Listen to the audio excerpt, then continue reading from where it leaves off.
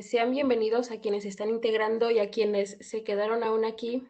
Me complace presentar el siguiente evento de nuestro Congreso de Psicología, Aplicaciones de la Psicología en contextos actuales. Perdón.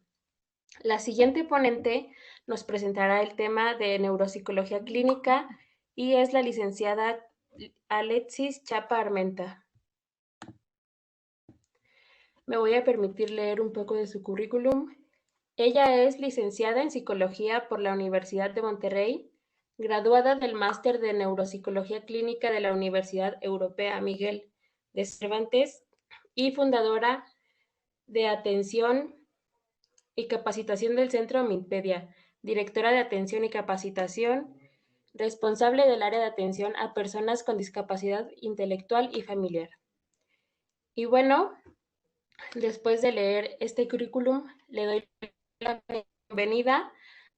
Pero antes me gustaría mencionar que cualquier duda que tengan a lo largo de la ponencia la pueden ir poniendo en el chat y al final vamos a hacer un espacio para que las podamos leer y la licenciada nos las pueda contestar. Entonces, bienvenida licenciada y le cedo el micrófono. Muchísimas gracias a todos por la invitación a la Universidad Autónoma de Guanajuato y a toda la Asociación Estudiantil de Psicología. Estoy muy contenta de estar aquí y espero que la ponencia de hoy sea de su agrado. Y igual cualquier pregunta, pues bueno, como ya comentaron, la pueden estar escribiendo ahí por el chat y con mucho gusto al final les resuelvo sus dudas, ojalá. Empezamos. Gracias nuevamente. Y bueno, como les comentaba, yo soy neuropsicóloga clínica. Mi especialidad es en temas de trastornos del neurodesarrollo. Esto quiere decir que, bueno, aquellas personas que tienen alguna dificultad cognitiva en términos de discapacidad intelectual, trastorno del espectro autista, parálisis cerebral, déficit de atención, entre otras, ¿no? Pero el día de hoy les voy a platicar un poco sobre qué es la neuropsicología clínica, un poquito de cuáles fueron sus inicios, también, pues bueno, cuáles han sido más bien los retos de la neuropsicología en México que nos estamos enfrentando hoy en día y un estudio que realicé hace algunos años, unos 3, 4 años, sobre la evaluación neuropsicológica en adultos con discapacidad intelectual, que esa es justamente mi especialidad. Bien, empezamos. Primero, creo que es muy importante saber diferenciar de la psicología clínica a la neuropsicología clínica. Y bueno, como ustedes ya saben, solamente voy a hablar un poquito sobre la psicología clínica. Es una subdisciplina dentro de la psicología. Se enfoca en trastornos mentales, particularmente, pues bueno, todo lo que tenga que ver en temas de salud mental.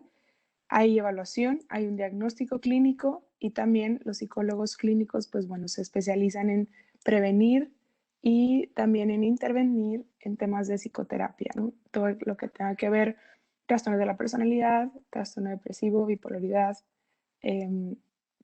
esquizofrenia, etcétera, ¿no? Todo lo que tenga relación a trastornos mentales. Y el objetivo, pues bueno, es que haya un balance psicológico dentro de los pacientes y poder eliminar cualquier tipo de sufrimiento y que también que las personas puedan, pues bueno, poder tener como este control de su conducta, ¿verdad? También dentro de la psicología clínica se especializan en investigación y siempre que haya una evidencia científica de todos los tipos de terapias, de evaluaciones, de pruebas, ¿no? Siempre es muy importante que nos basemos en la evidencia científica. Bien, eso fue solamente para saber diferenciar la psicología clínica y ahora voy a empezar a hablar un poco sobre los inicios de la neuropsicología. Esto viene, pues bueno, desde el siglo XIX, que había pues dos tipos de corrientes o de teorías, que era la localización y el holismo, ¿verdad? Gall y Casper decían que cada actividad mental estaba localizada en una parte específica del cerebro. promedio había, como se estimaba que había 27 facultades mentales que se distribuían dentro de la corteza cerebral. Y bueno, esto, por ejemplo, si tenían algún daño en cierta parte del cerebro, bueno, esa actividad mental estaba dañada o esa función cognitiva estaba dañada, ¿no? Pero también de manera paralela estaba Florence, que introdujo como esta actividad mental unificada, que era el cerebro era de un todo, ¿no? O sea, funcionaba de manera global, de manera unitaria. Entonces si se afecta a una parte del cerebro, era porque afectaba a todo el cerebro en general, y también estaba la otra teoría o la otra corriente de que cada actividad mental o cada actividad cerebral estaba dividida en alguna o localizada más bien en alguna parte del cerebro. Alguien también muy importante que fueron como los afasiólogos o los expertos que todavía hoy en día los consideramos en el tema del lenguaje o las afasias, que es Broca y Wernicke. Broca confirmó la relación entre el lenguaje expresivo que se encuentra en el lóbulo frontal izquierdo, y Wernicke identificó el lenguaje comprensivo que se ubica o se localiza en la zona posterior del lóbulo temporal izquierdo y también un poquito del fascículo arqueado. Entonces, hoy en día todavía esas áreas están ubicadas correctamente, ¿no? Entonces, cada vez que una persona tiene alguna alteración o em, pues sí, algún daño, una lesión cerebral en estas dos áreas, pues sí se ve el lenguaje ya sea expresivo comprometido o el lenguaje comprensivo. También está Goltz, que pues bueno, entre los años 1800, 1900, se dio a la tarea de realizar lesiones experimentales en perros. ¿Qué era lo que hacía? Pues bueno, extirpaba amplias áreas del cerebro, ya dentro de los ganglios basales, y se dio cuenta que sí había una pérdida de motivación y una capacidad cognitiva en estos animales según la cantidad o la extensión de la lesión, pero se dio cuenta también que con el paso del tiempo se recuperaban las habilidades. Entonces, aquí todavía no se sabía sobre la neuroplasticidad, y eso empezaba como a hacer ciertos cuestionamientos o ciertas preguntas sobre cómo era la funcionalidad del cerebro y sus funciones cognitivas. Años después estaba Huggins Jackson, que también destacó la división del sistema nervioso en 3 niveles jerárquicos y aportó que el hemisferio izquierdo controla ciertas actividades voluntarias y el derecho con las actividades automáticas. Otra pionero de la neuropsicología fue Goldstein, como también lo mencionó el doctor Mario González, que él fue el pionero en la rehabilitación neuropsicológica del daño cognitivo, del daño cerebral. Se los platico así como por encimita, porque esta información prácticamente la pueden encontrar en Google o en cualquier libro sobre neuropsicología, pero es un poco para ponernos en contexto desde dónde viene la neuropsicología. No sé si han escuchado también de este caso famosísimo que es sobre Phineas Gage. Phineas Gage era un joven que era obrero en el ferrocarril y tuvo un accidente. Una de las barras o pilares de fierro del ferrocarril se salió y justo pues atravesó prácticamente todo el córtex prefrontal, y esto fue realmente uno de los casos muy famosos porque Phineas Gage, después del accidente, él pudo prácticamente narrar lo que había pasado, y luego ya, claro, de un momento, pues sí, hubo pues ya como un impacto, ¿no? Muy notorio, un cambios muy notorios en su personalidad, ya que se había pues, recuperado de la lesión, en su personalidad, en su temperamento y en las funciones ejecutivas. Entonces, esto sí fue pues uno de los casos muy famosos que dio como mucho pie a seguir investigando y seguir como conociendo qué es la neuropsicología o cuáles son como estos funciones cerebrales que también impactan no solamente en temas cognitivos, sino también en las conducta y en las emociones de la persona. Después viene Pavlov también, que también lo conocemos como con el pionero del condicionamiento. Él también dio a conocer como el concepto de la plasticidad cerebral. Que, bueno, es posible recuperar una función después de haber tenido una lesión en el sistema nervioso. Y claro, esto va a depender muchísimo del tipo de lesión, ¿no? Hay muchas veces, claro, si un niño tiene una lesión a nivel cerebral, pues va a ser mucho más sencillo que recupere esa función por medio de rehabilitación o terapia que un adulto. ¿Por qué? Porque el niño tiene mayor plasticidad cerebral que un adulto. No quiere decir que el adulto no lo vaya a recuperar, pero va a ser más rápido que un niño lo haga. Y después, bueno, viene Luria, que es como Freud de la psicología clínica. Luria es pues nuestro pilar de la neuropsicología clínica. Y bueno, es quien fue realmente en quien nos basamos, ¿no?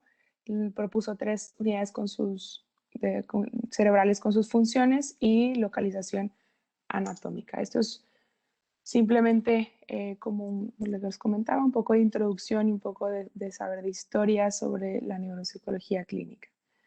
Pero bueno, hoy en día, ¿qué es la neuropsicología clínica? Pues bueno, se encuentra dentro de la neurociencia. En la neurociencia también está la neurología, biología, neuropsicología, entre otros, ¿no? Psicobiología también, cuyo objetivo es simplemente estudiar el sistema nervioso, tomar en cuenta cuáles son aquellos procesos neurobiológicos y psicobiológicos que impactan en las personas, ¿no? Y bueno, aquí es como una combinación de la neurología y la psicología, la neuropsicología clínica. Estudiamos también los efectos que puede tener una lesión en el sistema nervioso y lo que les decía ahorita, como por ejemplo el caso de Phineas Gage, que un accidente cerebral o, bueno, más bien una lesión en el cerebro compromete en ocasiones la conducta, los procesos emocionales, psicológicos y cognitivos. Entonces vemos cuál es la relación entre cerebro y conducta del ser humano y también, pues bueno, nos especializamos en la investigación y siempre que haya una evidencia científica de todos los programas de rehabilitación, terapias, etcétera. Muy bien, la neuropsicología clínica también, pues bueno, determina la norma de las funciones evaluadas y su grado de limitación o alteración. Tiene un gran interés por estudiar las funciones cognitivas durante el desarrollo y formación de los individuos. Uno de los principales objetivos de la neuropsicología es poder identificar cuáles son los déficits cognitivos que tiene la persona y cómo esos déficits van impactando en la vida diaria del paciente. También dentro de la neuropsicología es importante, así como en la psicología clínica, diseñar cuáles son aquellos instrumentos adecuados para poder evaluar estas funciones cognitivas, poder evaluar la conducta de la persona cuando hay alguna lesión cerebral o alguna lesión con alteraciones cognitivas, que esto también nos va a ayudar, como en la psicología clínica, a poder diseñar un plan terapéutico de acuerdo a cuáles son tanto las fortalezas como las alteraciones cognitivas del paciente. Y bueno, esta es también dentro de la neuropsicología, tomamos en cuenta los resultados de las neuroimágenes. No es que nosotros interpretemos las neuroimágenes como el TAG, la resonancia magnética funcional, entre otros, sino es importante saber y tener esta comunicación y este trabajo multidisciplinario con otros especialistas o profesionales de la salud.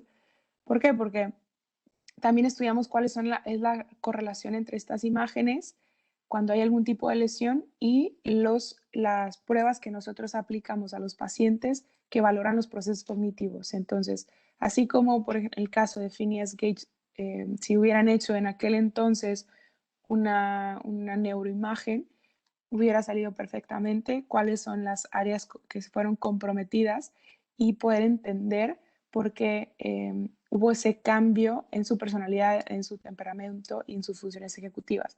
Sabemos ahora, ¿no? Porque cuando hay una lesión cerebral en la corteza prefrontal, vemos que pues esa área del cerebro se enfoca en las funciones ejecutivas y en la personalidad, ¿no?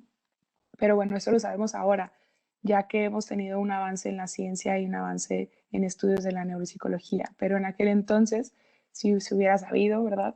Pues a lo mejor el desempeño o el desarrollo de este paciente hubiera sido mejor. Y bueno, todo ayuda, ¿no? Los resultados de una evaluación neuropsicológica, las neuroimágenes, la observación clínica, entrevistas, todo complementa para poder definir el diagnóstico de un paciente y el desarrollo de un plan terapéutico de acuerdo a estos resultados. No quiere decir que, más bien, nunca una prueba neuropsicológica es diagnóstica, ni tan solamente una neuroimagen o los resultados. ¿Por qué? Porque en la práctica clínica, pues no todo es físico, ¿verdad? O sea, no vemos a una persona, vemos a un paciente y estamos viendo y es evidente que tiene una conducta pues no apropiada, tiene dificultades en el aprendizaje, tiene alteraciones a nivel emocional, pero hacemos una neuroimagen y el cerebro físicamente está perfecto.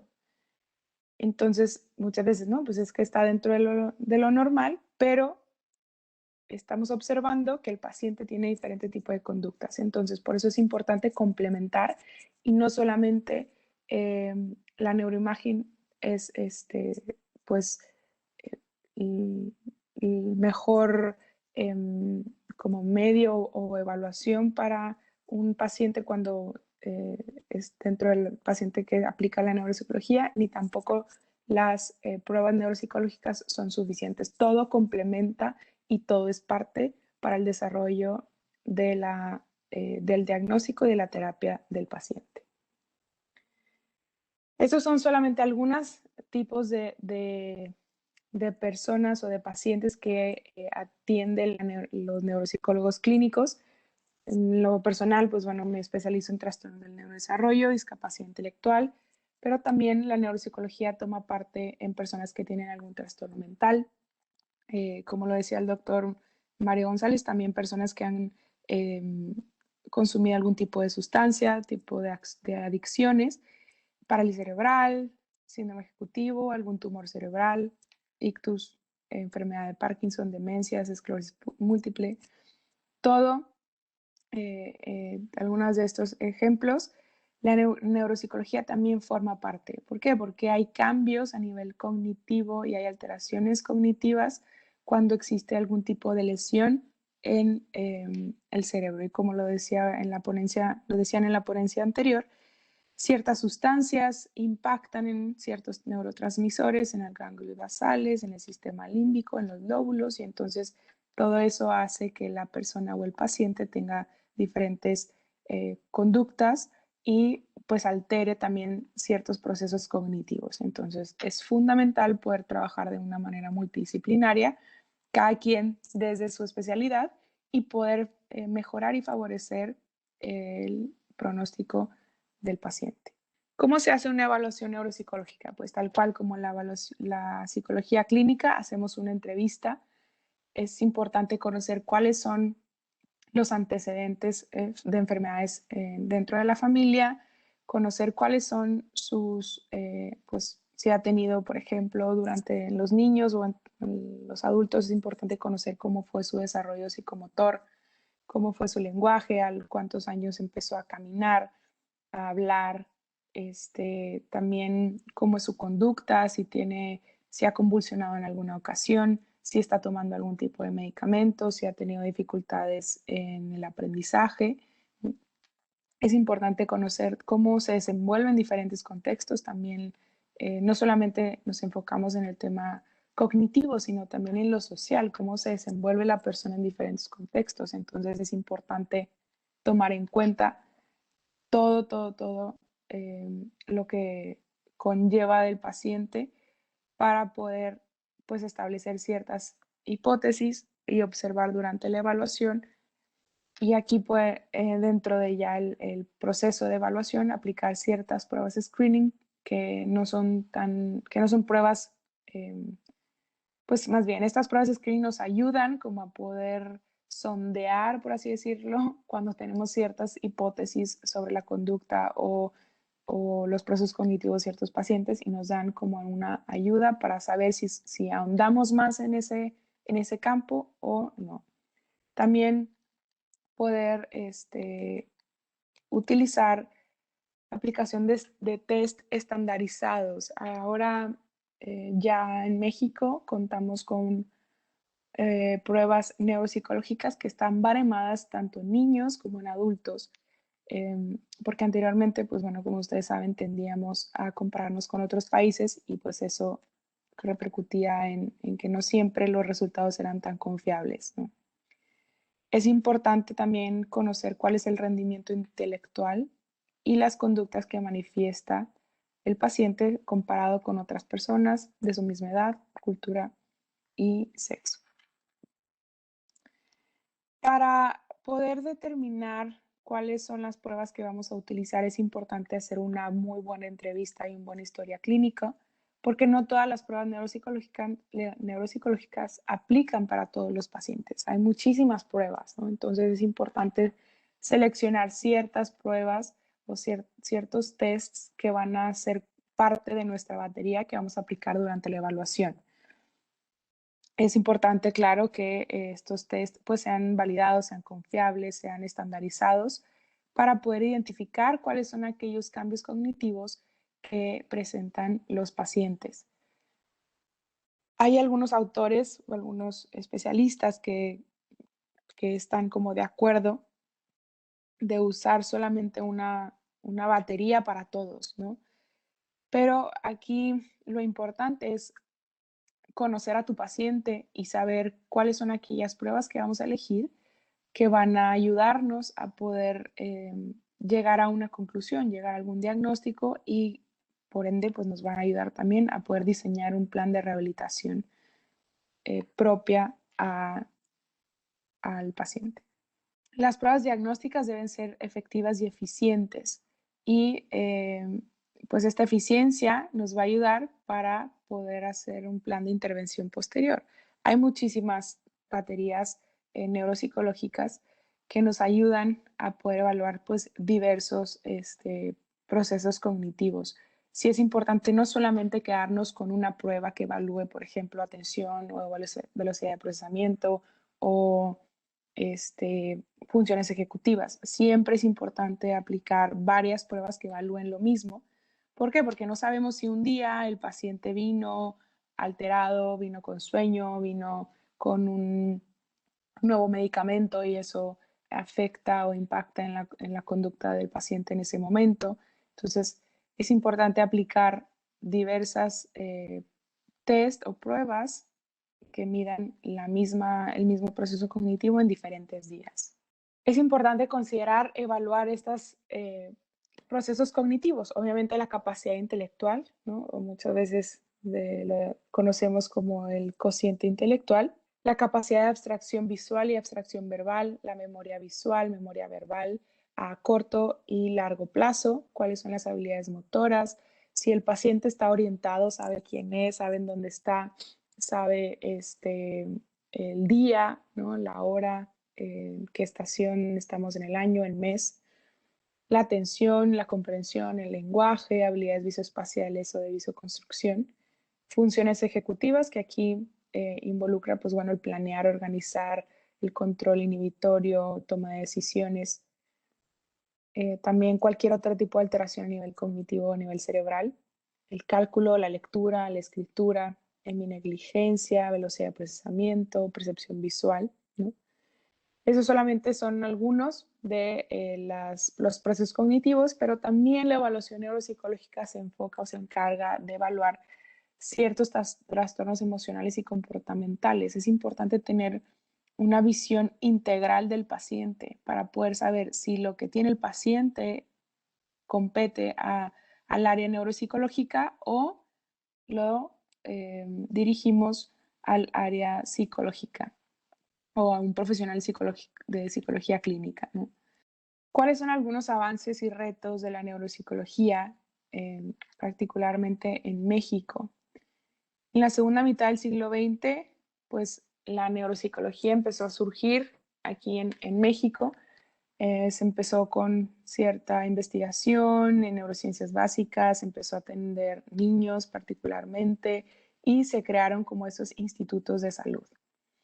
Después, en el año 70, el doctor Adila, en paz descanse, y la doctora Ostrowski, pues se dieron a la tarea de empezar la investigación, de hacer estudios de neuropsicología clínica. Pues hoy en día todavía no, esta rama de la neurociencia o de la psicología todavía no es tan reconocida en México. Si ustedes ven, hay pocas universidades en todo el país que ofrecen esta carrera o esta maestría, ¿verdad?, de neuropsicología clínica. En ocasiones puede haber ciertas como materias, ¿no? Ya lo vemos en carrera de la psicología, vemos materias de neuropsicología clínica o cierta especialización dentro de la carrera de psicología, pero es importante eso, reconocer que eso no nos hace neuropsicólogos. Es importante tener una maestría o una especialidad este, que sea parte de la neuropsicología clínica. No, también, pues bueno, se conoce que población requiere ser atendida, muchas veces no se sabe la función de los instrumentos de evaluación que utilizamos. Yo me acuerdo cuando estudiaba psicología, yo siempre quise como trabajar con personas que tenían algún tipo de discapacidad y eh, yo le preguntaba a mi maestro, ¿no? Oye, de psicología, ¿qué tengo que estudiar para enfocarme en personas con alguna discapacidad o trastornos de neurodesarrollo? Y su respuesta fue como, no estoy seguro. Entonces, desde ahí fue como, ¿cómo? O sea, si todavía no está como tan definido qué estudiar. ¿Por qué? Porque las personas con discapacidad intelectual pueden ser atendidas desde la psicología, desde la psicopedagogía, desde los profesionales de la educación, pero yo quería conocer más a fondo sobre cuáles son estos procesos cognitivos de esta población. Entonces, pues bueno, ya investigando un poco más, llegué a que la mejor carrera o la mejor especialización, un máster, era la neuropsicología para atender esta población. Pero todavía seguimos enfrentándonos a ciertos retos, ¿no? Hay mucha todavía falta de especialistas en esta disciplina y también instrumentos que evalúen correctamente estos procesos cognitivos de acorde a personas de diferente cultura, nivel socioeconómico y educativo. A partir del año 1985, pues bueno, México se ha enfocado pues sí a desarrollar o adaptar instrumentos que ya existen a la población mexicana y latinoamericana. Sí ha habido baterías neuropsicológicas creadas aquí en México eh, para diferentes poblaciones, como de diferente nivel educativo. Por mencionar algunas, está la BANFE, Neuropsi, Evaluación Neuropsicológica Infantil, ¿no? Que son baterías también mexicanas, pero muchas veces no son suficientes para poder evaluar los procesos cognitivos de cierta población. Otro de los retos que enfrentamos es que hay que mejorar el entrenamiento de los profesionales de la salud para poder realizar evaluaciones y diagnósticos con una mejor calidad y evitar falsos positivos. ¿Qué quiero decir con eso? En la práctica no es como rellenar un checklist de síntomas o de criterios, como simplemente agarramos el DSM-5 y empezamos a ver el paciente y hacer un checklist. No. ¿Por qué? Porque hay muchos síntomas, hay muchas características que, pues, por ejemplo, en mi caso, que me especializo en trastornos del neurodesarrollo, hay muchos síntomas que se comparten las personas con autismo y las personas con déficit de atención o las personas con problemas del aprendizaje, ¿no? Entonces, es importante tener realmente un ojo clínico muy, muy, muy trabajado para poder evitar estos falsos positivos y dar un diagnóstico erróneo, y que al final el único perjudicado o perjudicada va a ser pues los pacientes y las familias, ¿no? Entonces, sí es importante seguir entrenando al profesional de la salud, especialmente a los neuropsicólogos clínicos, poder hacer evaluaciones muy conscientes sobre las necesidades del paciente. Y también, pues bueno, desarrollar instrumentos adecuados según las necesidades que presentan, en este caso, pues bueno, la población mexicana. La mayoría de los instrumentos de evaluación neuropsicológica, como les decía hace un momento, ya están baremados para la población infantil y adulta en México. Algunos de los instrumentos son, por ejemplo, pues bueno, la escala de inteligencia que muchos conocemos, que es de Wechsler, que está para niños preescolares, niños y adultos. El test de Stroop, el Token Test, Barcelona, clasificación de tarjetas de Wisconsin, la ENI, test de figura compleja de Rey, test de reloj, el símbolos de dígitos, Neuropsy, escalas de memoria, entre otras, ¿no? Aquí les comparto un poco cuáles son algunas de las pruebas que utilizamos para evaluar ciertos procesos cognitivos. Por ejemplo, para evaluar atención, pues bueno, está el D2, que esta prueba es una prueba más como de atención selectiva y sostenida, que es básicamente identificar las letras Ds que tienen dos rayitas, ¿no? Entonces, bueno, el paciente en cierto tiempo tiene que identificar esta letra con esta cantidad de rayitas y pues bueno, evaluamos esta atención sostenida y atención selectiva. También está la tarea de cancelación de letras, el test de trazo o trail making test forma A, que es básicamente que el paciente tiene que unir con una línea los números del 1 al 15 en niños y del 1 al 25 en mayores de 15 años. Es lo que tiene que hacer lo más rápido posible porque el tiempo penaliza. Test breve de atención, esta está baremada para adultos solamente aquí en México. Y bueno, aquí básicamente el paciente tiene que ir contando cuántos dígitos el evaluador le va diciendo, ¿no? Porque va combinando dígitos y letras. Entonces, tiene que hacer un conteo mental y bueno, al final pues dice cuántos dígitos son o en la siguiente parte es cuántas letras son. Para evaluar lenguaje está pues, bueno, el test de denominación de Boston, que es básicamente se le presentan unas láminas al paciente y tiene que decir qué es lo que está viendo. Examen de Boston de diagnóstico de la afasia, batería de afasia de Western, fluidez verbal fonológica y semántica, que aquí, por ejemplo, en la fluidez verbal fonológica se encuentra pues, bueno, la parte frontal de nuestro cerebro, que es, se le da un fonema al paciente, por ejemplo, el de la F, el de la A y el de la S, y tiene que decir tiene que decir palabras que comiencen con ese fonema y bueno, en un periodo de 60 segundos. Y ya como evaluadores, pues bueno, vamos contando las palabras que va diciendo según el fonema. Para la fluidez verbal semántica, pues bueno, se encuentra en la parte del lóbulo temporal y le damos una categoría al paciente y tiene que decir todo lo que entre dentro de esa categoría, ya sea animales, por ejemplo, y eso solamente en adultos y en niños se le dice animales y frutas. Igual, tiene que decir el paciente todo lo que entre dentro de esta categoría en un periodo de 60 segundos. Para evaluar memoria, está pues, bueno, la escala de memoria de Wechsler, California Verbal Learning Test, batería de memoria, ¿no? Test de memoria verbal de Hopkins, que también se le da esa está baremada en México. Se le da al paciente una lista de palabras y tiene que decirle la mayor cantidad de palabras que recuerde en 3 intentos.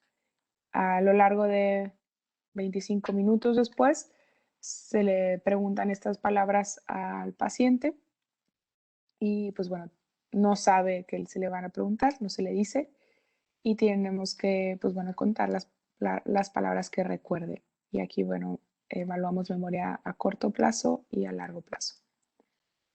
Habilidades visoespaciales está la figura compleja de Rey, que es prácticamente consta de 2 partes. La primera es una copia, le damos la figura al paciente y el paciente tiene que copiar pues, bueno, esta figura y nosotros es recomendable contar cuánto tiempo se tarda y también utilizar colores para nosotros poder ver cómo va dibujando el paciente, ¿no? Si empieza del lado izquierdo, si empieza del lado derecho, si empieza desde lo específico a lo general o viceversa. Entonces nosotros le vamos dando los colores al paciente para poder después nosotros evaluar cómo fue la percepción visual también de cómo procesó el paciente pues esta figura.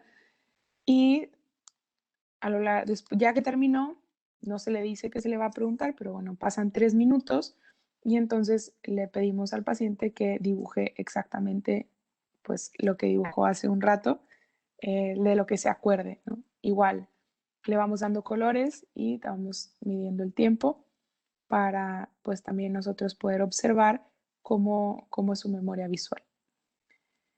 Dentro de la escala de inteligencia está el subtest de cubos, de diseño de cubos, y aquí también evaluamos las habilidades visoespaciales o de visoconstrucción, que el paciente pues prácticamente va pues, a construir, ¿verdad? La imagen que se le está proporcionando con los cubos que se le dio. Entonces, los cubos tienen que pues, reflejar la imagen y también se mide el tiempo, perdón. Para la velocidad de procesamiento, pues hay también varias pruebas, que está el test de símbolos y dígitos, la subescala de la escala de inteligencia de claves y también la subescala de búsqueda de símbolos y dígitos de la escala de inteligencia de Wechsler.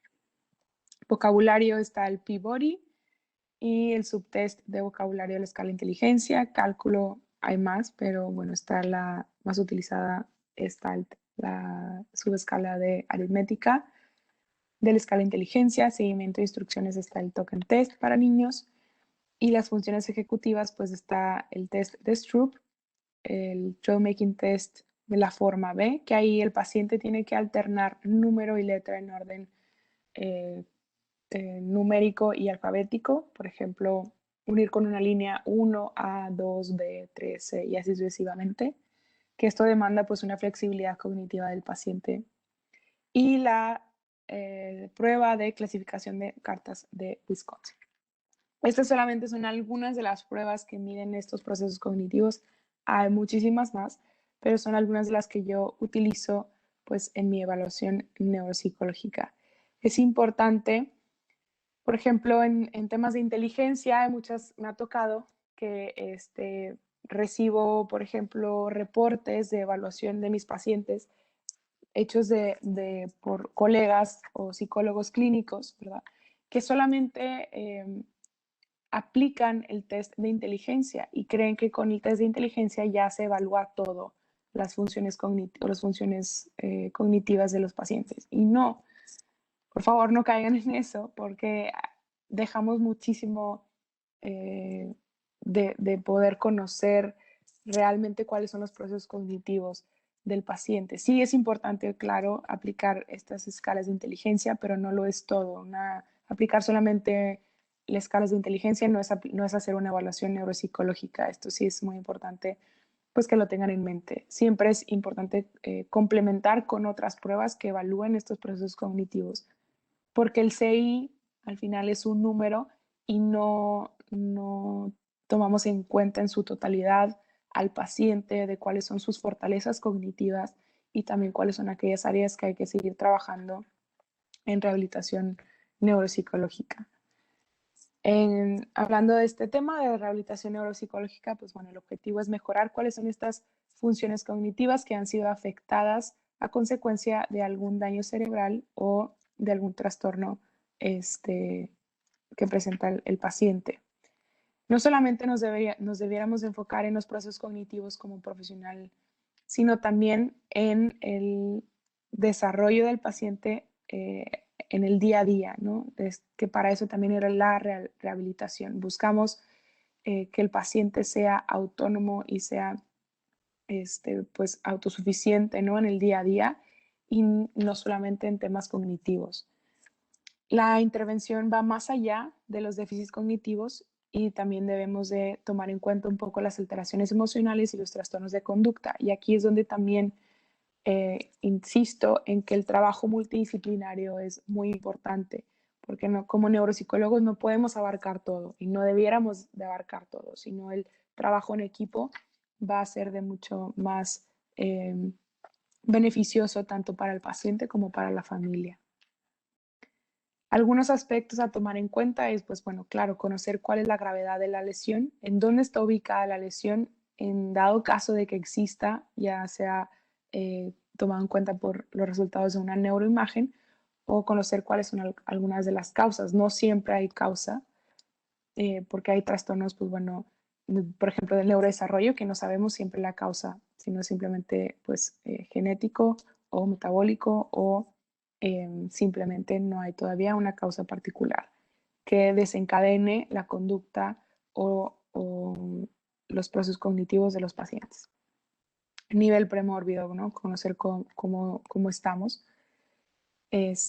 cuál es la edad, el sexo, qué tan consciente está el paciente del déficit que tiene, ¿no? En la práctica, por ejemplo, tengo pacientes que tienen una discapacidad intelectual o algún otro trastorno del neurodesarrollo, autismo, por ejemplo, anteriormente se le llamaba síndrome de Asperger, que no saben que lo tienen. Y para mí sí es muy importante que los pacientes conozcan, eh, claro, sus fortalezas, sus habilidades, sus competencias, pero también que conozcan pues sus alteraciones cognitivas y también las alteraciones que tiene a nivel social e interpersonal, por ejemplo, ¿no?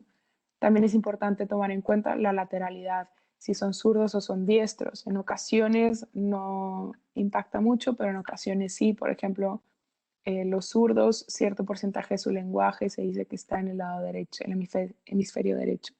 Entonces, pues bueno, es importante tomarlo en cuenta. La intervención sobre las alteraciones emocionales adaptativas o de conducta grave sí es prioridad, ya que interfieren en cualquier otro tipo de trabajo rehabilitador.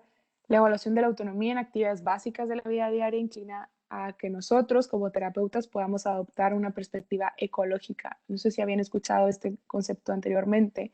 Es que todas las actividades que hacemos en terapia sean que el paciente realmente las pueda como replicar en su día a día, ¿no? Por ejemplo, no de nada sirve que yo le ponga al paciente una sopa de letras para mejorar la atención, la velocidad de procesamiento, eh, la percepción visual, etcétera. O sea, este tipo de actividades sí no lo va a poder replicar en el día a día. Por eso es importante que nuestras actividades de terapia cognitiva estén diseñadas de acuerdo al contexto en donde el paciente pues, se desenvuelve, ¿no? Por ejemplo, o sea, queremos trabajar el tema de cálculo, las matemáticas, pues bueno, esto nos ayuda a que el paciente el día de mañana pueda administrar su dinero. Entonces utilizamos pues billetes falsos, ¿verdad? Lo más parecido posible a la realidad, monedas, ¿no?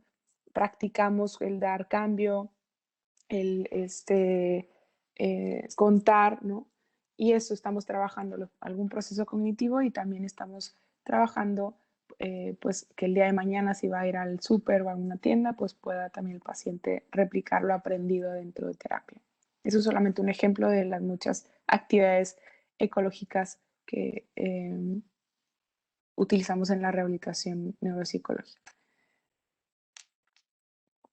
Por ejemplo, cambios en la conducta, la agresividad y conductas socialmente inadecuadas o la apatía, pues también en ocasiones pueden ser síntomas de una persona con daño cerebral, como lo decía en un inicio el ejemplo del paciente de Phineas Gage, que empezó a tener cambios en su personalidad, en el temperamento, y era pues claro, porque había tenido un accidente, una lesión en la parte, en la corteza prefrontal, ¿no? Entonces, aquí es importante saber evaluar si es por medio de una lesión o es un tema de la psicología clínica, ¿no? Al persistir en el tiempo estos síntomas, pues claro, tienen consecuencia en la integración social del paciente, en el bienestar familiar y también pues poder diseñar una buena rehabilitación. Cuando no hay un seguimiento terapéutico adecuado, pues claro, estos síntomas o estas características tienden a ser mucho más severos o más críticos. Es importante siempre tener en cuenta que no todos los pacientes tienen el mismo nivel de gravedad, por más que compartan el mismo diagnóstico, la misma alteración. Cada paciente es diferente, cada paciente es único y eso es lo que hace rico, ¿no? A esta especialidad y cualquier otra, de que no siempre es lo mismo. Por más que tengamos un paciente que tenga el mismo diagnóstico que otro que acabamos de ver, cada uno tiene como su encanto y cada uno tiene su particularidad y es importante siempre, siempre ver a la persona y no al diagnóstico o a la etiqueta que pueda llegar a tener o a la condición que pueda llegar a tener. El programa de terapéutico de rehabilitación, pues también no solamente, como les comentaba hace ratito, no solamente enfocarse en los procesos cognitivos, sino también en cómo vamos a ayudar a que el paciente sea autónomo en actividades básicas de la vida diaria, desde la higiene, desde cómo toma decisiones, de cómo se puede desenvolver en diferentes contextos, estimación del tiempo, manejo del dinero, etcétera. Y pues bueno, también la pérdida de autonomía puede ser consecuencia de diversos tipos de déficits. Es importante que, bueno, los pacientes estén conscientes de sí mismos, como ya les había comentado, que estén conscientes de su lenguaje, de su espacio, de su cuerpo, de su capacidad cognitiva, de sus habilidades sociales, porque a veces hay pacientes que tienen como esta negligencia, ¿no? No saben que, o sea, no están conscientes de su trastorno, no están conscientes de, de, de su condición, ¿no? Entonces, también esta ausencia de reconocimiento del cambio que pueden llegar a tener en personalidad. Entonces, sí es muy importante ayudar a que el paciente sea consciente de quién es y de su condición actual. También los neuropsicólogos clínicos también apoyamos a las familias, ¿no? Detectar pues cuáles son esas necesidades familiares, darles la información clara, darles diagnóstico, psicoeducar también al paciente y a todos los miembros de la familia, proporcionarles herramientas, entrenar también a las familias de cómo poder ayudar a sus miembros de la familia con algún trastorno o alguna demencia eh, para que pueda llegar a ser autónomo y funcional, ¿no? Dentro de lo que cabe y poder también otorgar ciertos recursos sociales que van a favorecer el desarrollo del paciente. Una vez más, les repito, trabajar de forma multidisciplinaria es muy importante, requiere sí de esfuerzo, de validez de lo que está haciendo el otro profesional de la salud, de participación, de una comunicación constante, ¿no?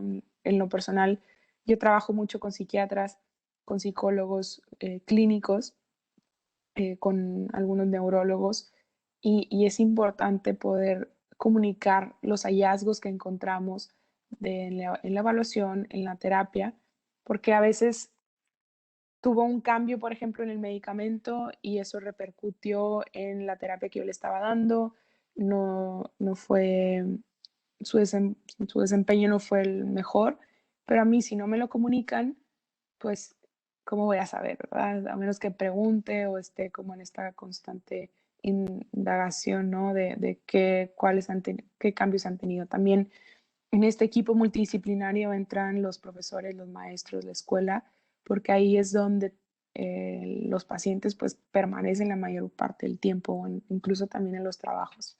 Y ellos son quienes pues están observando la mayor parte del tiempo la conducta de los pacientes. Y por último, les comparto lo que les había comentado. Hace unos años hice un estudio muy pequeño, ¿no? De 30 personas para realmente, yo estaba teniendo pues estas dificultades para evaluar procesos cognitivos en mis pacientes, ¿no? En personas, en adultos mexicanos con alguna discapacidad intelectual, ya obteniendo las pruebas baremadas en México, pues había dificultad para evaluar estos procesos cognitivos en esta población. Entonces el objetivo fue describir el perfil cognitivo de esta población utilizando las pruebas de evaluación neuropsicológica baremadas en México.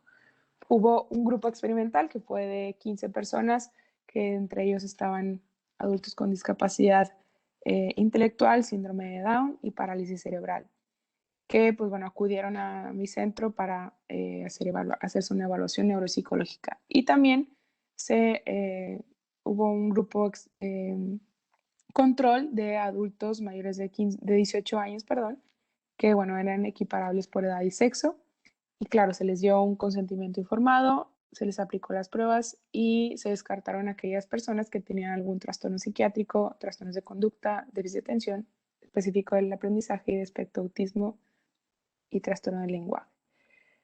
El promedio de edad era de 29 años y el promedio de año de escolaridad del grupo experimental era pues básicamente la primaria solamente, 7 años.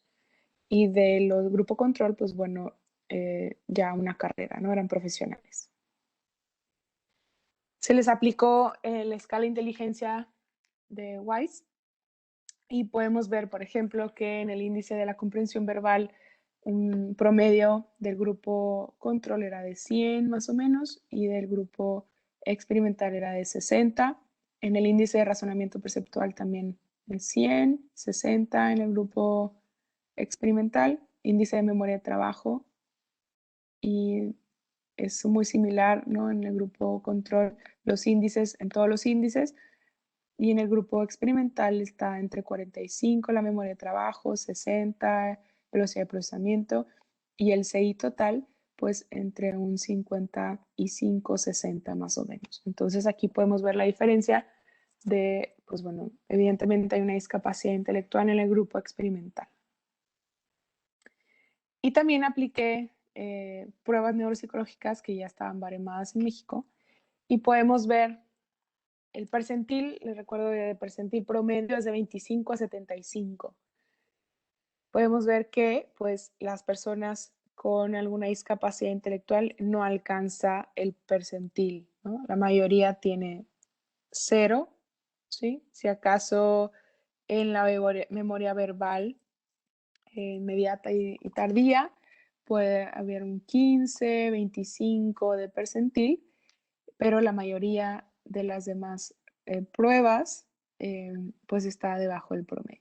Y muy, o sea, percentil 0, ¿verdad? No alcanza ni siquiera puntuaciones de percentil porque la mayoría de estas pruebas son penalizadas con el tiempo, ¿no? Entonces difícilmente puedo medir si la capacidad de estos procesos cognitivos con estas pruebas. Por ejemplo, algo muy importante fue que en la prueba de Stroop, aquí podemos medir pues, bueno, el control inhibitorio.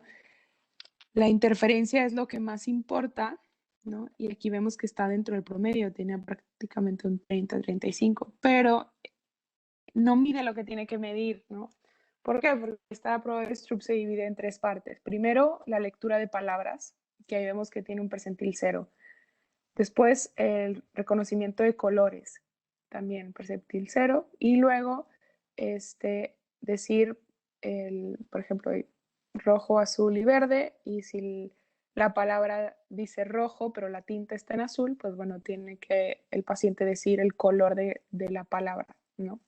De cómo está la tinta de la palabra. Entonces, todo eso está por debajo del promedio, o sea, en percentil 0. Entonces, esta prueba no mide esa flexibilidad cognitiva o ese control inhibitorio, por eso la interferencia sale muy alta. Entonces, esto fue alguno de los hallazgos que encontré hace 3, 4 años. Entonces, aquí volvemos pues, a caer en cuenta que todavía faltan instrumentos de evaluación que realmente midan lo que tienen que medir esos procesos cognitivos en la población adulta con discapacidad intelectual. Entonces, claro que me ayuda a aplicar estas pruebas porque yo veo, hay cierta observación, entonces puedo ver cuál es la percepción visual o verbal de los pacientes, que hay que trabajar su atención, su memoria, etcétera, ¿no? Y con esas observaciones cualitativas, pues también me ayudan a diseñar mi plan de rehabilitación, pero difícilmente se pueden medir el avance porque las pruebas pues no miden lo que tienen que medir en esta población, ¿no? 11 personas no terminaron las pruebas del trazo, de símbolos de dígitos, de atención, de Stroop y fluidez verbal, porque presentaban alteraciones en el lenguaje, dificultad en la lectura, recordar números y letras del abecedario en orden. ¿Cuáles fueron las limitaciones? Pues bueno, si el número de participantes es muy poco, o sea, eran 30 participantes y pues disminuye el poder estadístico. También la mayoría de las pruebas requieren pues que el paciente tenga un lenguaje verbal. Algunos de los pacientes que pertenecían al grupo experimental también pues presentaban alteraciones en la comprensión y la expresión del lenguaje. Y como conclusión, las pruebas demostraron lo esperado entre el grupo experimental y el grupo control, o sea que estas pruebas de evaluación no son pues realmente instrumentos adecuados para evaluar esta población debido a que pues siempre estuvo los resultados debajo del percentil 5. La información cualitativa que obtenemos, como les comentaba, por medio de la observación, de la entrevista, ya sea de los padres, de los maestros, del propio paciente, pues sí complementan al ojo clínico, que puede ser fundamental, y diseñar, como les decía, un perfil cognitivo y pues una rehabilitación del paciente. Y pues bueno, se recomienda realizar estudios utilizando estas mismas variables con una población más amplia para obtener un mayor poder estadístico en los resultados. ¿Cuáles son algunas recomendaciones? Pues sí, realizar estas adaptaciones necesarias o diseñar nuevas pruebas de evaluación neuropsicológica para esta población, realizar más investigaciones en donde se tome en cuenta el desempeño en entorno social, familiar, académico y laboral, y capacitar y actualizar a tanto a los padres, docentes y profesionales de la salud sobre las personas con trastornos del neurodesarrollo o discapacidad intelectual. Y bueno, hasta ahora es todo. Muchas gracias por su atención. Espero que esta información que les haya compartido ha sido de interés para conocer un poco más de la neuropsicología clínica. Realmente es un área muy amplia que, pues bueno, en 45 minutos, una hora es imposible abarcar. Pero bueno, les hablé un poquito sobre qué es, de dónde viene, cuáles son sus objetos, el objetivo de estudio, algunas de las pruebas de rehabilitación y bueno, espero que haya sido de su agrado. Y bueno, les dejo aquí mis datos de contacto en Instagram, Alexis Chapa, neuropsicóloga, o Mindpedia MX, que es el centro que tenemos aquí en Monterrey, o nuestra página y correo donde también me pueden contactar. Muchísimas gracias. Muchísimas gracias, maestra, por la información que nos acaba de compartir. Y ahora daré lectura a algunas de las preguntas que nos estuvieron haciendo mediante el chat. La primera la hace Melissa García y ella pregunta, ¿en qué consisten las pruebas de screening? Bien, las pruebas de screening son pruebas muy cortitas que no necesariamente son pruebas que están dentro de una batería neuropsicológica. Por ejemplo, una prueba de screening es el test de símbolos y dígitos que evalúa velocidad de procesamiento. Y entonces es muy similar a la subprueba de claves, que hay número del 1 al 9, por ejemplo, y cada número tiene pues, ¿cómo se llama? Un símbolo. Y entonces el paciente dentro de 90 segundos tiene que rellenar pues, el símbolo que le falta al número. Entonces, ahí, por ejemplo, esa es una prueba de 90 segundos que podemos determinar y evaluar si el paciente tiene alteración en la velocidad de procesamiento o no. Entonces, en lugar de aplicar toda una batería que incluya velocidad de procesamiento, pues mejor descartamos esa prueba porque ya en el screening salió que la velocidad de procesamiento está dentro del promedio. O si hay una alteración en la velocidad de procesamiento aplicando esta prueba de screening, cuando elijamos una batería, nuestras pruebas que van a ser parte de nuestra batería, pues ahondamos más en este proceso cognitivo. Entonces, las pruebas de screening básicamente nos ayudan a poder detectar si hay alguna alteración importante en el paciente o no, para diseñar una evaluación completa. Gracias por su respuesta. La siguiente pregunta es de Alejandra Abad y ella comenta, ¿qué dificultades podría encontrar, por ejemplo, una profesional con TDAH al evaluar la atención a un paciente? Pues bueno, aquí es muy importante que el profesional pues tenga como esas herramientas, ¿no? Sabemos, los profesionales de la salud también presentamos pues dificultades en el día a día o a nivel cognitivo. Entonces, yo me he topado con profesionales de la salud, psiquiatras, colegas que tienen un déficit de atención, por ejemplo.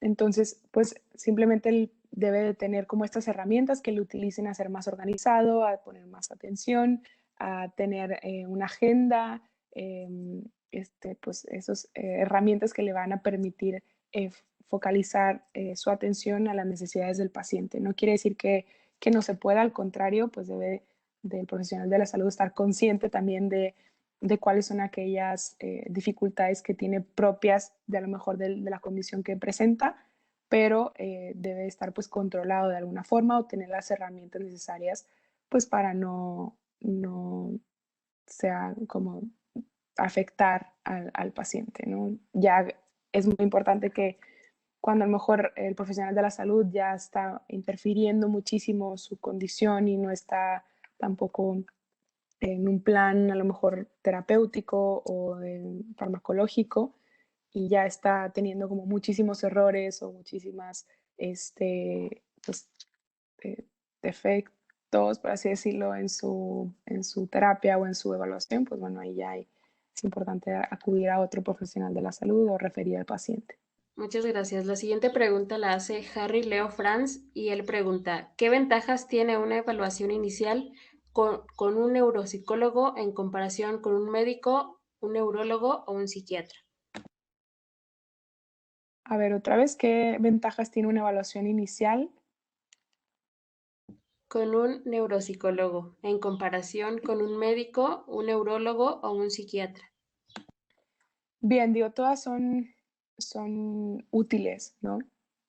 Eh, como les comentaba, los neuropsicólogos no tenemos como toda la respuesta siempre, siempre es importante tener un trabajo multidisciplinar, porque pues cada especialidad o cada profesión tiene pues, sus objetivos de estudio, ¿no? Me han tocado que viene pacientes con evaluaciones psicológicas anteriores y se descartan ciertas pues, alteraciones emocionales o trastornos de personalidad y entonces ahí es cuando me refieren a mí de que hoy es que hay algo más que está pasando, hay algún daño a nivel cerebral, un proceso cognitivo alterado o viceversa, ¿no? También a mí me ha tocado que vienen pacientes conmigo y me piden pues, hacer una evaluación integral y yo veo es que no hay una alteración a nivel cognitivo, es más psicológico. Entonces, yo creo que todas son buenas, ¿no? Siempre tengamos como un equipo multidisciplinario con el que podamos contar